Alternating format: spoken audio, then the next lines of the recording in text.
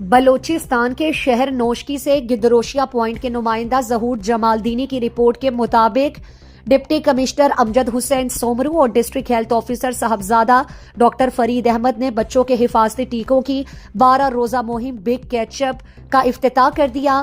افتتاحی تقریب میں deputy D H O doctor Mushtaq Mengal, divisional officer WHO doctor Hassan Jan, DO female Fatima, XEN PHE Akram Kakar, جنگلات officer Riaz Ahmed, MNE officer Agha Daud Shah, Ata Allah Mengal, میر افضل خان بادینی، مہر اللہ بادینی، نجیب اللہ جمال دینی، نیشنل پروگرام کے عبدالرزاق ظاہری، میر نثار احمد بادینی سمیت دیگر اہم شخصیات شریک ہوئیں۔ تقریب کے دوران divisional officer WHO doctor Hassan جان نے شرکاء کو 12 روزہ مہم کے اغراض و مقاصد پر تفصیلی بریفنگ دی۔ اس موقع پر ڈپٹی کمشنر امجد حسین سومرو نے DHO آفس میں MNE سیل کا بھی افتتاح کیا۔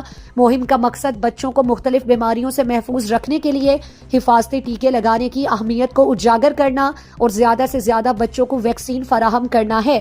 اس موقع پر ڈپٹی کمشنر امجد حسین سومرو اور DHO صاحبزادہ ڈاکٹر فرید احمد نے میڈیا کو بتایا کہ حفاظتی ٹیکے بچوں کو مہلک بیماریوں سے بچانے کا مؤثر ذریعہ ہیں۔